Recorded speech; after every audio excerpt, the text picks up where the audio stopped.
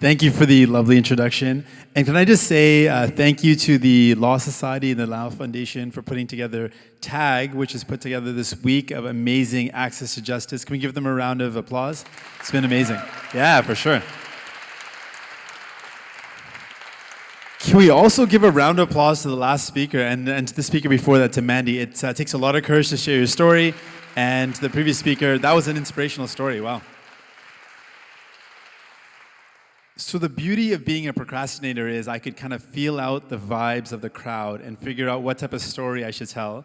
And so I was thinking I should get really dark and get really deep. No, I was thinking I think I'll lighten up it a bit because we had already that element of the serious and sad side and sometimes the tragic side with some hope mixed in the future. I like the way the story ended with that positive note that now none of it's changed in terms of their access to justice. So I want to give you a couple of stories to map out some of my experience with access to justice. So story number one, act one of the story. It's gonna be a couple acts. Act one of the story.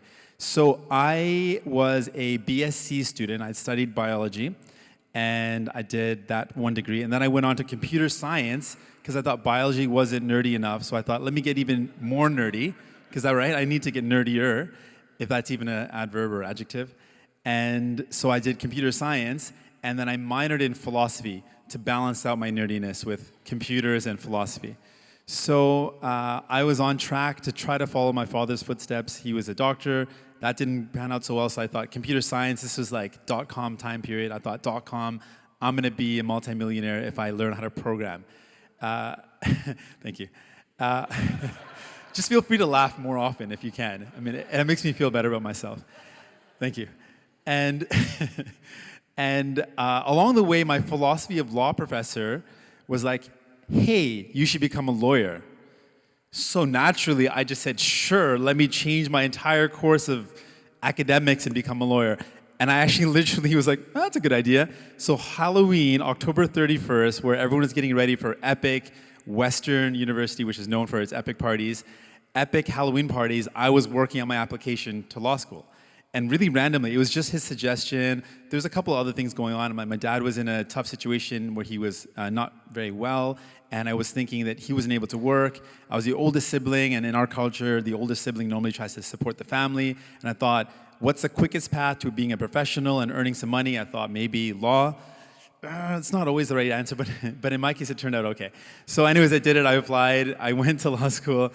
I got in, and I was like, wow, this is amazing. I was so excited. I remember the summer that I was waiting to get my acceptance. I had two kind of things that I wanted. I wanted, one, to get into law school, and two, I wanted to get a motorcycle. And really connected. They were really like rationally and logically connected together. Both of those things happened, and so I drove to law school, or rode to law school on my motorcycle. So it kind of was a beautiful thing in the synergy of the two. In my application, though, one of the things I talked about was that as a bearded turbaned, Punjabi-speaking young person born in Canada, but who could connect with a variety of different immigrants, new Canadians who spoke different languages but couldn't really access justice in a meaningful way. That was a part of my application. So I actually felt that being a lawyer, I would be able to provide services to people that didn't have that access. So I was honored when I got accepted because I could do that what I hope to do. So as a lawyer, I did my law school a bit. And at the end of it, the way it works, anyone in law school right now? Who's in law school? Oh, there's only one person, eh? Wow, this story is not going to work so well anymore. Well, so I can tell you the story. So, you know how, well, everyone will get this right, I think. So at the end of it, so I don't know, am I too loud or is it okay? It's okay, yeah? Okay. It's echoing really nicely, so I like the sound of my voice, but I don't know if it's too much. So far I'm lightening it up a bit, right? Is that working? Yeah? So when I was going through law school, what happens is like the really like hardcore keeners who are really good and like score really, really well, they know where they're going to article, which is the year of, does anyone know what articling is? Yeah? Article, okay, that's good. The story will make more sense then. So articling is basically you got to work with a lawyer or law firm, or you can do your articles, you can clerk, which means you work with a judge. You got to do that for a year before you become a full-blown lawyer. So the keeners, basically apply after their first year and like in their second year know where they're going to article. And they're kind of like pretty proud of that. I can totally get that. That's pretty awesome to know where you're going to article in second year. So I was not a keener by any means, so I did not know where I was articling. And then in my third year, like that's like most people can get an articling position because you know in a couple months you're going to graduate. So people started asking each other, hey, so where you're articling? And like the folks like me who were not, like didn't have an articling position would kind of like hide and not try to like when you'd hear like, yeah, I'm articling here. Oh yeah, you're articling here. Hey, Jagmeet. And I just like quickly walk away. I'm like, hi, what? So then the last point, at this point, like everybody has an articling position. We used to have this thing which was more formalized before, bar admission course. So it was like a course where you're all studying to pass your bar exams. And at that point, it's like you've graduated from law school, you're doing your bar examination, and everyone has an articling position. And I still didn't. And so people would come up to me and they'd be like, oh yeah, I'm articling here, where are you articling? And I was like, I was joking when I said I walked away. I was like brazen about it. I'm like, nowhere.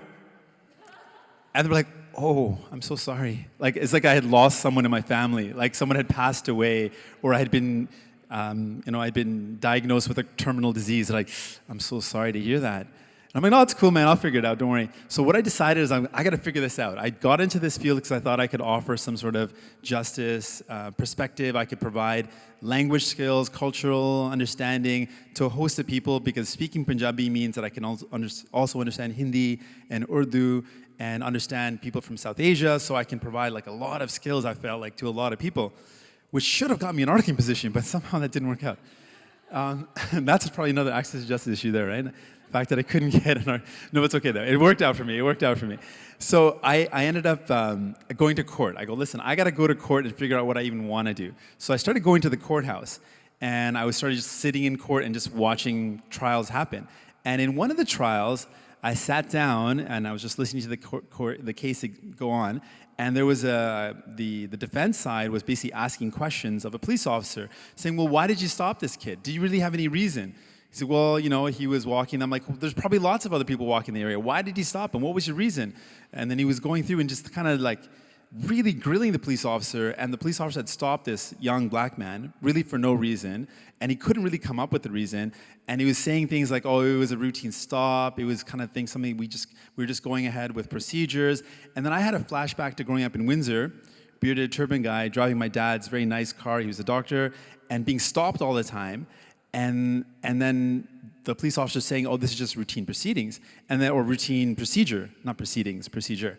And then I would ask my friends, I'm like, hey, do you guys get stopped and pulled over a lot? And they're like, nah, not at all.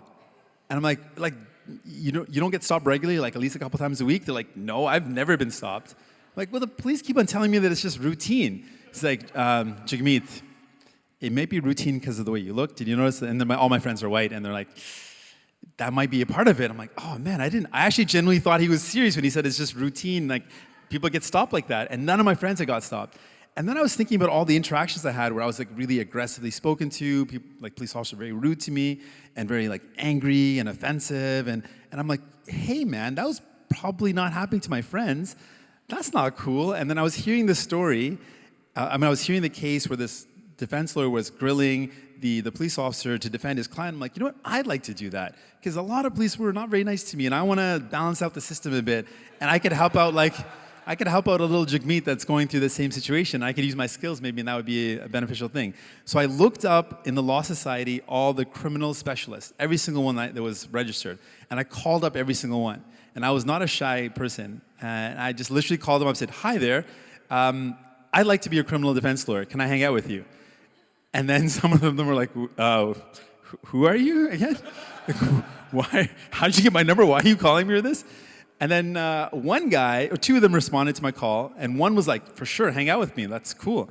And I should have known by then that the reason why he responded said something about his personality.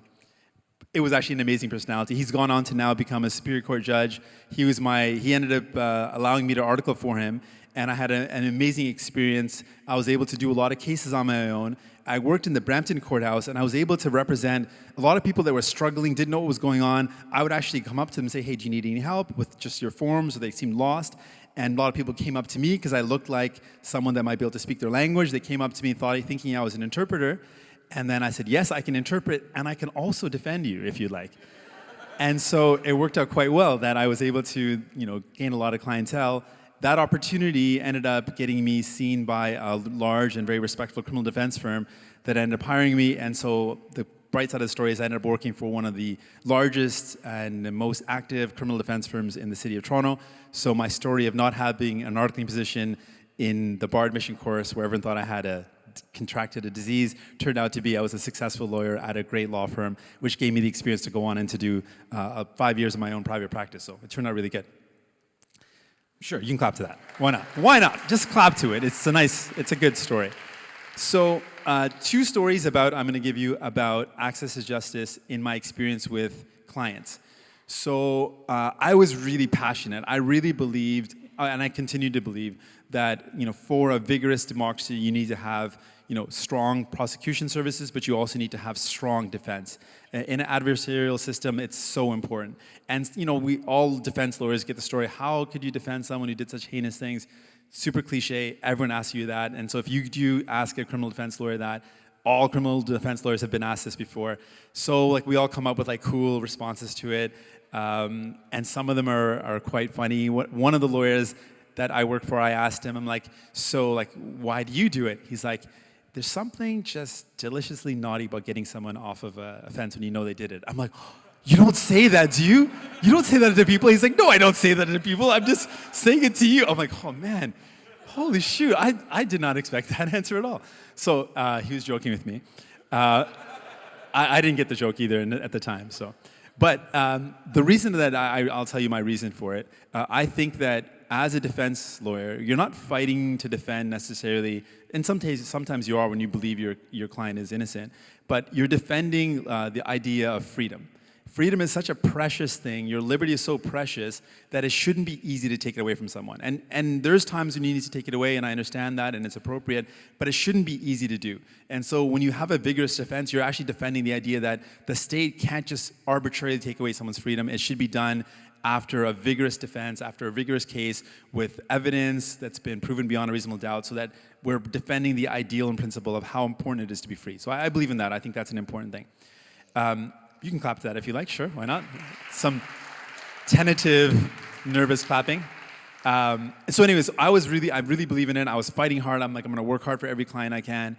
I was on my own at this point, and I had this case which was really serious. And I really believe in the presumption of innocence, but some cases test that presumption, test your ability to have that presumption. So I had a young person, and he was a young black man, a youth, so he's under 18, and he was charged with a gang sexual assault. Probably one of the most heinous forms of cases or crimes I think you could have. You have violence against a woman, which is horrible, and then it's in the group kind of connotation of it. So to me, it was one of the worst possible cases for me to defend. And so I was presented with the case, and I looked at the evidence, and I looked at the witness statements, and I was convinced not only that he needed a strong defense, I looked at the evidence, and I thought I actually strongly believed he was not only that I should defend him, but he was actually innocent. And to mount a strong defense, I needed to speak with him. I needed to be able to spend time with him to understand his perspective. And to do that, I set up, I spoke to the client. I said, okay, I'm going to take your case, and we need to meet regularly.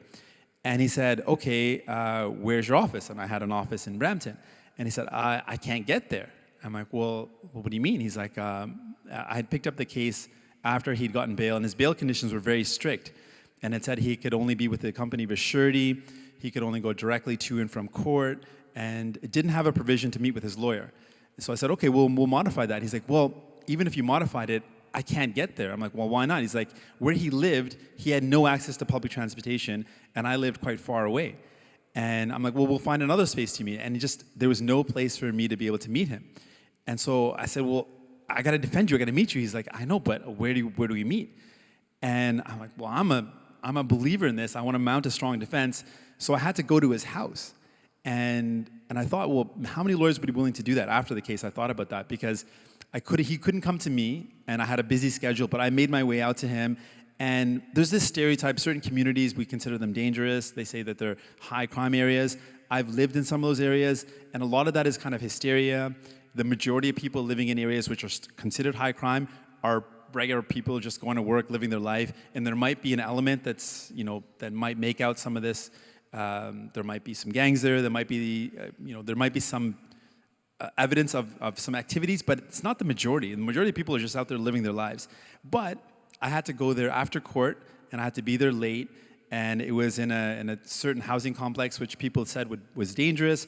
I didn't care about it personally, but I just thought, if I wasn't willing to drive out to him, if I wasn't willing to go to his home, if I wasn't willing to be in this area, he would not have good representation. I thought of all these barriers to access to justice weren't literally, he had a lawyer, I was willing to fight for him hard, he was able to get legal aid, but all his barriers were, his housing, the community he lived in, the stereotypes about that community, and his lack of access to public transportation. These were his actual barriers to access to justice, and I never would have thought of those as access to justice issues. I would have thought of them as, you need to be able to afford a lawyer, you need to be able to speak with your lawyer, you need to be able to do these type of things. But all of his barriers were these other areas. Anyways, we fought the case. There was 4 people that were accused of this in total, or there were 5. There were 5 people accused of this. 3 of the other people that were accused had senior lawyers. I was only a year out, and it was quite a serious case. They had senior lawyers who thought this case is super hard. We're advising you to take a plea to a simple assault, which meant that you're not admitting that there was anything sexual in nature. You're just going to take an appeal. You're going to say that you were guilty because you conducted yourself in a way that resulted in an assault. So some force was applied without permission. And so then me and another lawyer who were both very junior were left, and we thought, we have this serious case. This is going to totally change the trajectory of this person's life if they're convicted of this. Even if they're a youth, it's going to change their life. And I really believed in defending him. So I met with him at his kitchen table in his house many weeks after I do a full day of court. We had a trial which lasted about 2 weeks. And at the end of the trial, the judge not only disbelieved the complainant, but believed the evidence of the accused and was so vehemently saying that this is an example of how important it is for us to have the presumption of innocence. You have a case where, there's some heinous allegations, but this case, there's very clear the evidence that's come out, and the cross-examination shows that I'm, certain that this is a case that cries out for an acquittal. And we felt very honored that we were able to defend someone, or defend me and my colleague that were defended. But we thought of the other 3 youth that had pled guilty, that would have this negative thing associated with them, that even though it was a lesser offense, their whole lives would be kind of affected by that. And I've seen young people and the direction of their lives when they're convicted of a crime and they're not, and the difference of their lives and how it impacts them. So I was honored to have been able to do that, and it really saved the direction of his life in a meaningful way. So that was I looked at the access to justice issues in that case, and it was pretty interesting to see that all these barriers were not what I would have thought they were. The final case I'll talk about, and I'll wrap up, is the case of so one of the biggest problems I think in our justice system is right now in Ontario, a large percentage, and in some cases the majority of people in jail right now are actually innocent. That should not happen. The majority of people in provincial facilities, or a large percentage, if not always the majority, but a large percentage, are people that are just awaiting their trial dates because they couldn't get bail. A system that allows that to happen is fundamentally flawed. If we actually believe in the presumption of innocence, people who are just awaiting their trial dates, people who are being remanded from date to date, people who are waiting to find out if they're guilty or innocent should not be incarcerated. That's offensive. And on top of that, many of these institutions where people are being incarcerated, they're subject to horrible conditions like lockdowns, where they're locked in their cells for multiple days at a time.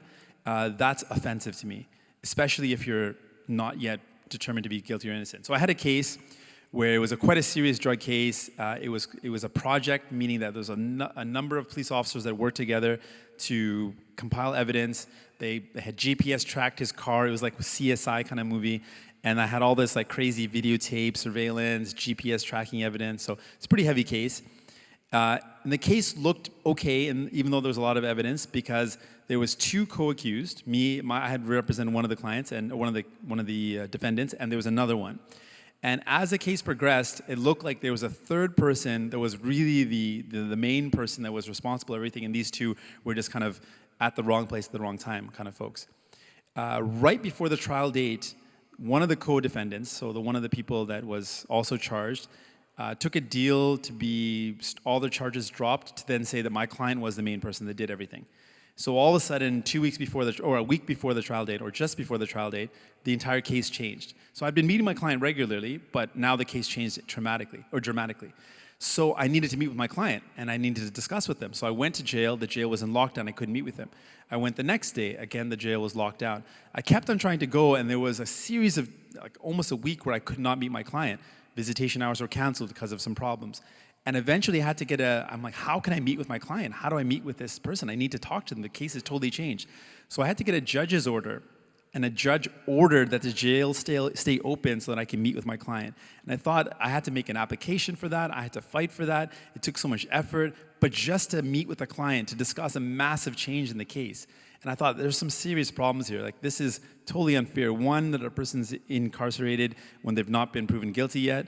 And two, that I can't even have access to them. I can't even speak with them. And I had to fight so hard just to be able to sit down and say, hey, the case has changed tremendously. What do we do now? Tell me, I had to get some information from them. This is what she's saying now. These are the allegations now. What do we do?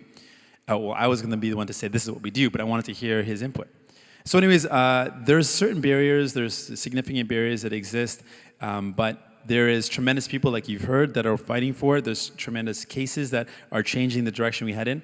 And so the last story that I'll tell you that's not really law related is that when we looked at these issues, and I thought I was helping out people on a personal, individual basis, I thought I was inspired to do that, but what can I do to kind of work on these societal issues? How do we address things like changing the bail laws so that people aren't incarcerated, even changing the system of sentencing so it's not about vengeance or strictly punitive measures, but how do we move towards a more rehabilitative system that doesn't put people in jail for being poor? If you look at jail populations, the majority of people in jail are people who are poor or people who have mental health issues. That doesn't seem to me a good system when we're just putting people in jail for their socioeconomic realities. And I thought maybe we could do that in a different way. And through a lot of persuasion and guilt tripping, it opened up my mind to this idea of going to politics. And now I went from, when I tell stories, I'm like, I went from a lawyer to a politician. People say, so yeah, you went from bad to worse, eh? I'm like, yeah. But I'm hoping that with events like this, when we talk about how important access to justice is, we sort of work towards looking at the profession of being a lawyer and law as not something that should be, I mean, we have funny law jokes, I know, and then they are funny. But the idea behind being a lawyer or being the law profession is to maintain this idea of justice. And the more we have access to it, the more we can have confidence in that. And I hope that the more we have politicians that actually stand up for issues that matter, that we can kind of undo some of the negative stigmas around them as well. So Access to Justice Week is going to help us have more confidence in our justice system, and hopefully good politicians will have your confidence in our political system as well. Thank you so much.